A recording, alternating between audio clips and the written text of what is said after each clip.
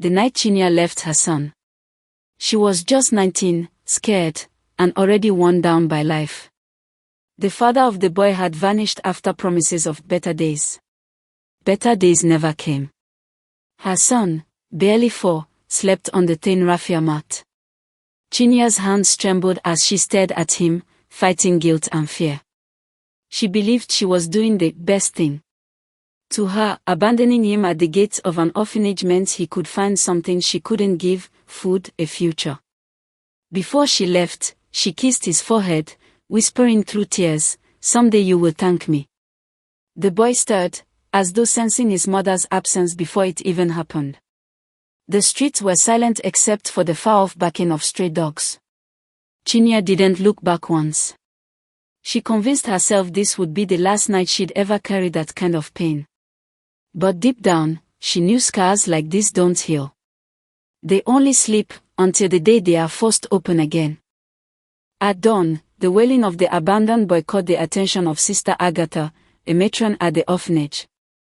She rushed to scoop him up, shocked by his wide, brown eyes and the necklace hanging around his neck, a cheap cross pendant. Days later, destiny shifted. Chief Olayinka, one of Lagos's wealthiest billionaires, visited the orphanage on a charity mission. He had everything but an heir. His wife, barren after years of trying, had convinced him to adopt. The boy clung to Chief Olayinka's agbada with tiny fingers, refusing to let go. It was almost as if he chose them, not the other way around. The chief's heart softened instantly. "He shall be mine," he declared. Paperwork was rushed. Within weeks, the boy was gone from Ajigonal's crack streets and into a mansion with marble floors, endless servants, and the smell of imported perfumes. His name was changed to Daniel Olayinka. But fate has a cruel way of folding back on itself. The boy's blood, and the mother who left him, were not erased from the story. They were merely waiting in the shadow. Daniel grew up surrounded by privilege. His new home in Ikoyi was the opposite of the slums he came from. His bedroom was larger than the entire orphanage hall. Nannies doted on him, chefs cooked his favorite meals, and tutors sharpened his mind. Yet, even with luxury, Daniel felt different. At night, when he pressed his ear to the mansion's glass windows, he imagined the faint cry of a woman. He didn't understand why he sometimes woke with tears on his cheeks. Chief Olayinka adored him, proudly introducing Daniel as his first son to business partners. Madame Olayinka, though loving, sometimes stared at the boy with a hidden sadness, as though reminded he wasn't from her womb. As Daniel grew older, his natural intelligence and charm made him a shining light in the Olayinka empire. People called him the prince who was chosen by fate. But fate was crueler than they knew. The blood that had abandoned him was drawing nearer again. Life had not been kind to Chinya. After leaving her son, she spiraled into a cycle of bad choices. Men used her, jobs slipped through her fingers, and debt swallowed her small savings. Years passed. She bore another child with a mechanic who later vanished, leaving her to struggle once again. Poverty clung to her like a curse. Every night she thought of her first son, imagining he had died, or worse, still hated her. One day, after being thrown out of her apartment in Suralere for unpaid rent, she begged an old friend for help. The friend told her of a madam in Ikoyi looking for housemates. The pay was small, but it came with food and a bed. Chinya accepted immediately. She told herself it was just survival. What she didn't know was that destiny had played its trick. She was walking straight into her son's mansion. And when she realized, it would already be too late. The Olayinka mansion buzzed with activity the day Chinya arrived for her interview. She wore a faded wrapper and borrowed slippers, trying to look respectable. She bowed low, avoiding the gaze of the chief stewards. Madame Olayinka herself came down to see the new maid. Chinya's eyes darted around the palace-like sitting room. Marble floors, chandeliers, imported sofas, it was a world she could never belong to. The madam, elegant in her lace iro and geli, studied Chinya briefly and nodded. You'll start tomorrow. Keep your head down, do your work, and don't steal. Chinya bowed, murmuring thanks. As she left, her eyes fell on a photograph framed on the wall, Daniel in a sharp suit beside Chief Olayinka. Her legs nearly buckled. Her son. The boy she left to die. He was alive. He was rich. He was untouchable. And she was now nothing more than his servant. Chinya scrubbed the mansion floors day after day, careful not to call attention to herself.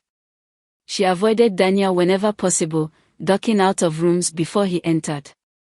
Yet, she couldn't stop watching him from the shadows. He was everything she had dreamed of for him, tall, confident, and commanding. He walked with the easy grace of a man who knew he belonged in wealth.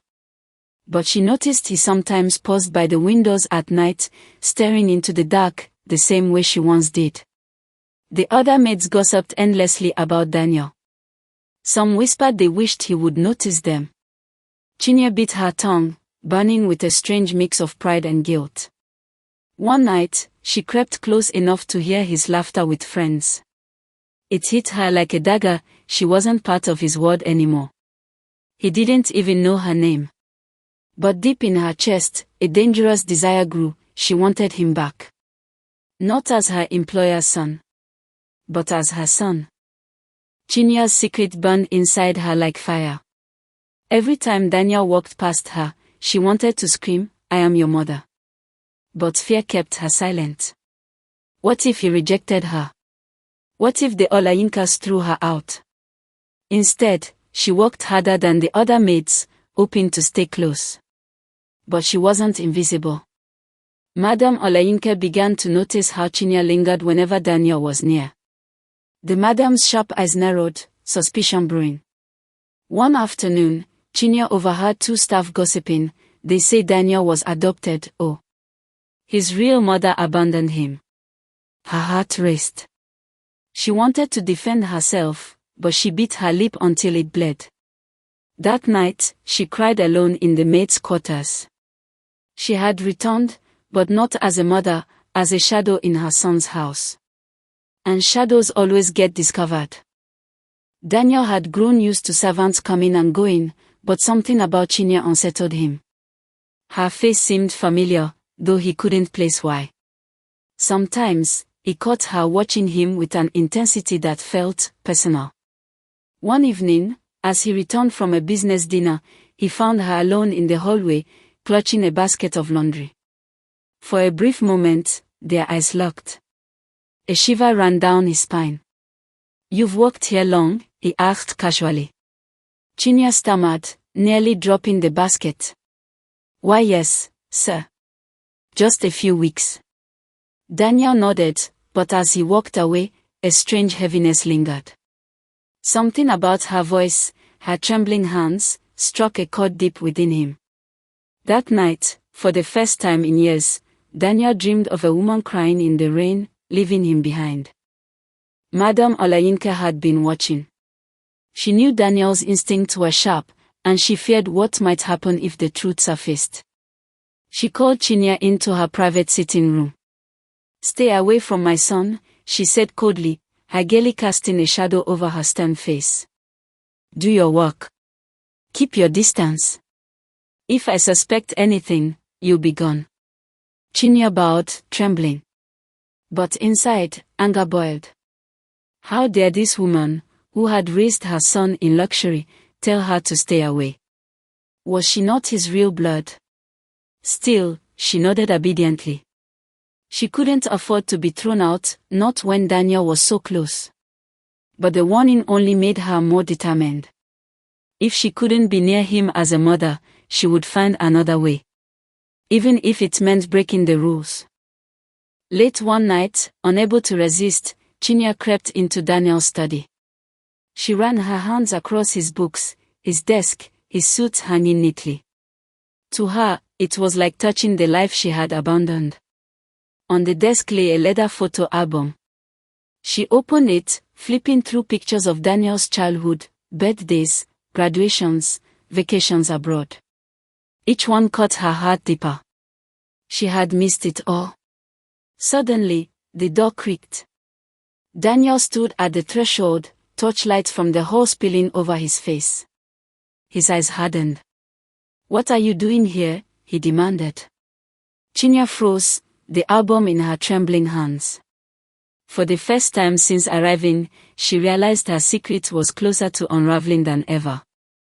Daniel's voice echoed in the study. "Answer me." His eyes narrowed, scanning her shaking frame. I was cleaning, sir," Chinya stuttered, quickly setting the album down.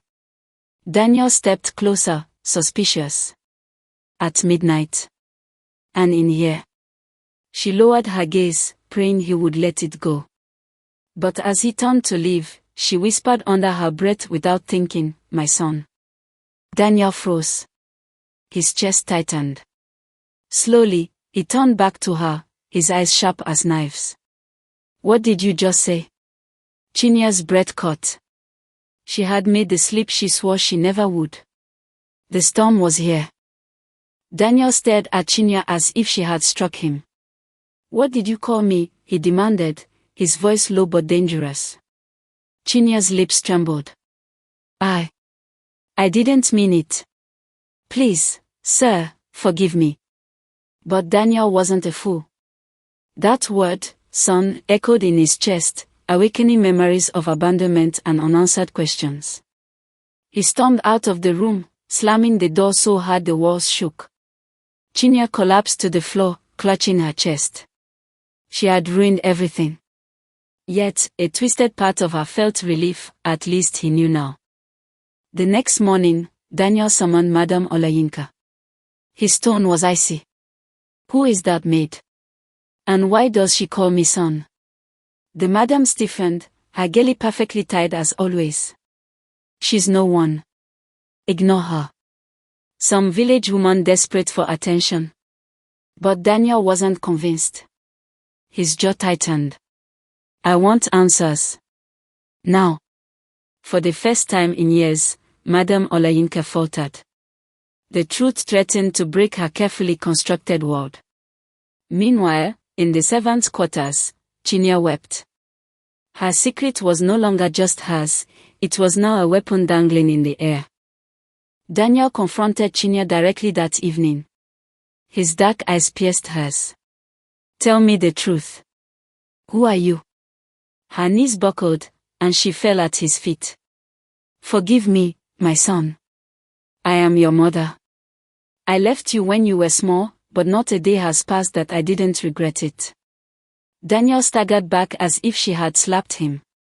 "You. The woman who abandoned me." His voice thundered. The entire household froze at the sound. Even Madame Olayinka, listening from upstairs, felt the earth shift beneath her. Daniel's fury boiled. He pointed at Chinya. "You left me in the dirt. If not for the Olayinkas, I would have died there. And now you show up here. As a maid." Tears streamed down her face. "I was young. Foolish.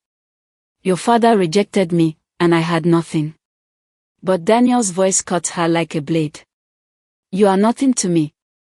From the shadows, Madame Olayinka smiled bitterly. But deep inside, she knew the ground was crumbling. The boy she had raised might never forgive the lies she had kept. For days, Daniel refused to look at either woman. The house grew cold, whispers spreading among the staff. One evening, Madame Olayinka tried to soothe him. "She is not worthy of you. You owe her nothing." Daniel turned on her, his voice filled with venom. "And you? You knew. You lied to me all these years." The madam's lips trembled. She had built her life around Daniel, raising him as her own. Now, he looked at her with the same suspicion he had for Chinya. Soon, the scandal reached the village. Gossip swirled like wildfire. The Olayinka son's real mother is a maid in the house. Business associates whispered behind Daniel's back. Socialites sneered. The perfect image of the Olayinka family was cracking. Chinya became a ghost in the mansion. Some staff pitied her, others mocked her for daring to claim the billionaire heir as her son. But Daniel was the most conflicted of all. No matter how much he tried to hate her, his blood betrayed him. There was a connection he could not shake. One night, Daniel took a bold step. He demanded a DNA test. The results came quickly, and they confirmed it. Chinyere was indeed his biological mother. Daniel's world spun. The woman he despised was also the only blood he had. And the woman he loved as a mother had built that love on lies. In his rage, he lashed out at Madame Olayinka. "You let me grow up thinking my mother abandoned me without reason. You let me hate her while you enjoyed my gratitude." Daniel gathered both women. His voice was cold steel. "One of you will leave this house. I don't care who. But I refuse to live in this madness." Madame Olayinka's face fell. She had raised him, but now, she was at risk of being discarded. Chinyere sobbed quietly. She didn't want to leave again, but did she have the right to stay? Daniel gave them until morning. The mansion became a battlefield of silence, betrayal hanging in the air like smoke. That night, Madame Olayinka visited Chinyere in the servants' quarters. Her eyes were sharp as daggers. "You ruined everything. He was mine. My son. My pride. And now you crawl back from the gutter to take him." Chinyere lifted her chin. "I gave birth to him. That blood is stronger than your money." The madame's hand trembled with rage. For the first time, Chinyere saw not the graceful society woman, but a desperate mother who would do anything to hold on. And desperation was dangerous. By morning, the newspapers had caught wind of the story. Heir to Olayinka empire, real mother exposed as maid. Photographers swarmed the gates. Reporters screamed questions. Daniel felt humiliated, betrayed, stripped bare before the world. He cancelled meetings, ignored calls, and locked himself in his study. For once, the powerful billionaire's heir looked powerless.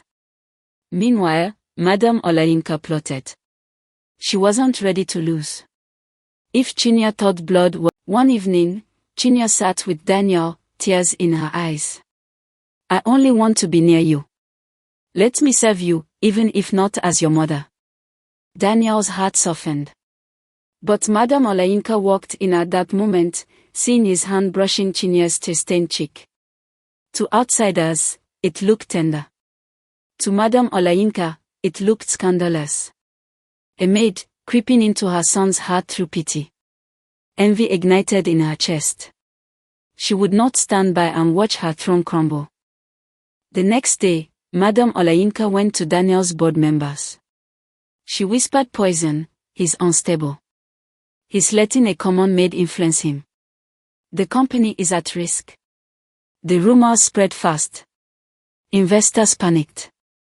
Daniel's authority was questioned. When Daniel found out, his rage knew no bounds. "You," he spat at Madame Olayinka, "after everything you did, you still tried to destroy me." Her face crumpled. "I was protecting you."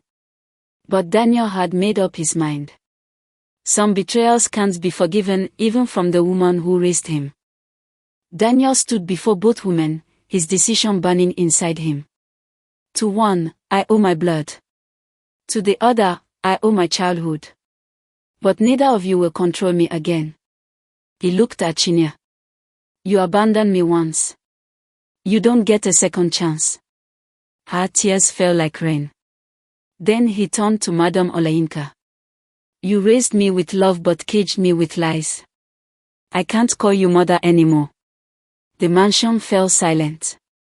Daniel walked away, leaving both women behind. Alone, powerful, scarred. And in Lagos high society, the whispers began, "The heir has no mother."